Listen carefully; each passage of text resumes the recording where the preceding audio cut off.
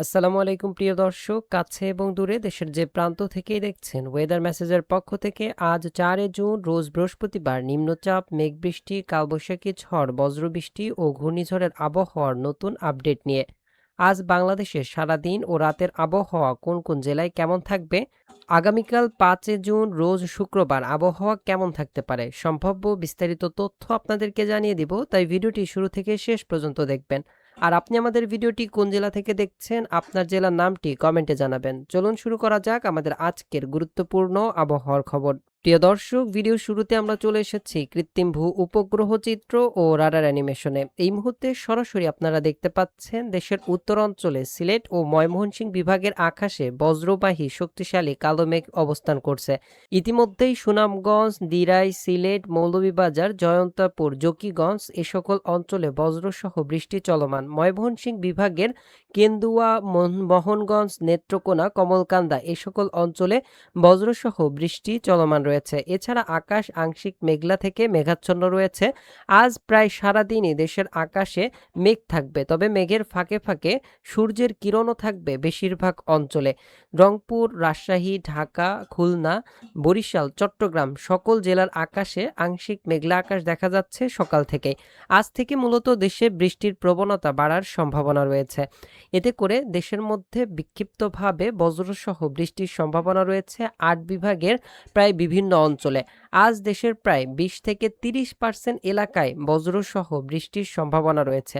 আজ থেকে শুরু করে আগামী 8 তারিখের মধ্যে দেশের প্রত্যেকটি অঞ্চলে বৃষ্টি সম্ভাবনা রয়েছে।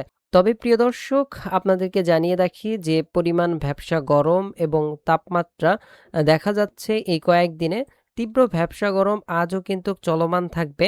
আগামী 2-1 দিনের মধ্যে এই তাপমাত্রা বা ভ্যাপসা গরম অনেকটাই কমে আসতে পারে। বিশেষ করে আজকে সিলেট ও ময়মনসিংহ বিভাগের আকাশে মেঘলা থাকবে এবং বৃষ্টি থাকবে। সেই সাথে চট্টগ্রাম বিভাগের উত্তর অঞ্চলেও দেখা যাচ্ছে বৃষ্টির সম্ভাবনা রয়েছে। এছাড়া দেশের অন্যান্য এলাকায় বিক্ষিপ্তভাবে বৃষ্টি হতে পারে। চলুন আমরা সরাসরি মেঘমালা মোড এবং বৃষ্টি ও বজ্রপাত মোড থেকে সারাদিনের আবহাওয়া এবং রাতের আবহাওয়া, আগামীকাল শুক্রবারের আবহাওয়া সরাসরি দেখে নিই। যেমনটা দেখা যাচ্ছে আজ বৃহস্পতিবার দেশের মধ্যে বেশ বিক্ষিপ্ত আকারে বৃষ্টির সম্ভাবনা রয়েছে।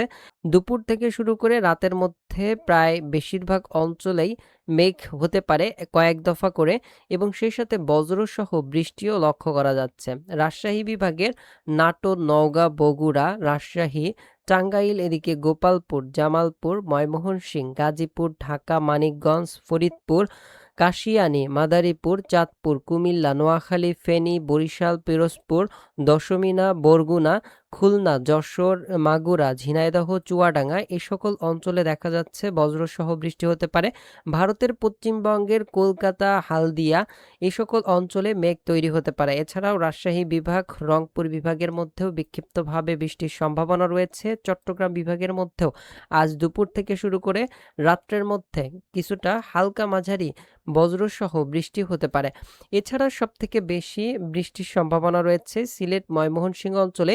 এই দিন রাত্রেও আমরা দেখতে পাচ্ছি বেশ এই অঞ্চলে মেঘ তৈরি হতে পারে, এবং আগামীকাল শুক্রবার সকাল থেকে দেখা যাচ্ছে দেশের আকাশ আংশিক মেঘলা থেকে মেঘাচ্ছন্ন থাকবে বেশ কিছু অঞ্চলে।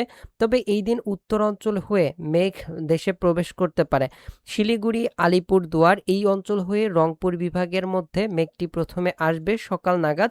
কুড়িগ্রাম, রংপুর, ঠাকুরগাঁও, পঞ্চগড় এই সকল অঞ্চল, গাইবান্ধা, দিনাজপুর এই সকল অঞ্চলের দিকে হালকা মেঘ এবং সেই সাথে বজ্রসহ বৃষ্টি সম্ভাবনা রয়েছে।